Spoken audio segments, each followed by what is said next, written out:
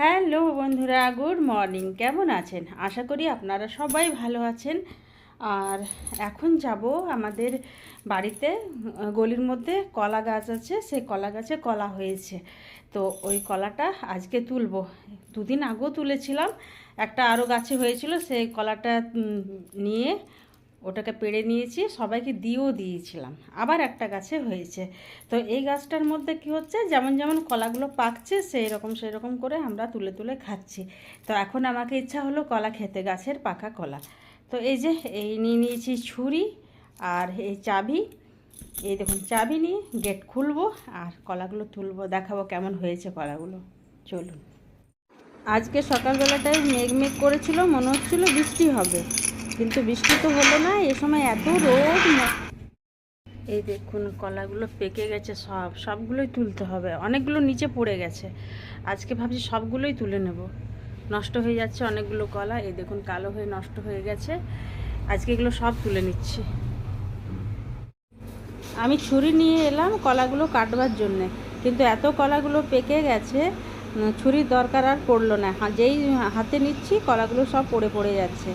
তো আজকে সব কলাগুলো নিয়ে নিতে হবে, নাইলে সব নষ্ট হয়ে যাবে। আর অনেক কলা নষ্টও হয়ে গেছে। আমাদের বাড়ির থেকে একটু দূরে মনে হয় একটা বিয়ে বাড়ি।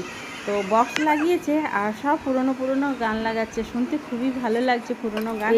আর আমাকে পুরনো গান শুনতে ভালো লাগে। অনেকেই থাকে যে পুরনো গান পছন্দ করে, তার মধ্যে আমি একজন।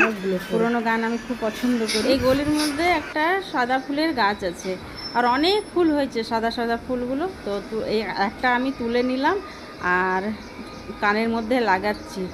আর আমাকে এইসব ফানিগিরি করতে একটু বেশি পছন্দ করি। এই দেখুন, লাগিয়ে নিয়ে পরে আবার ক্যামেরার কাছে আসছি, কেমন লাগছে দেখুন।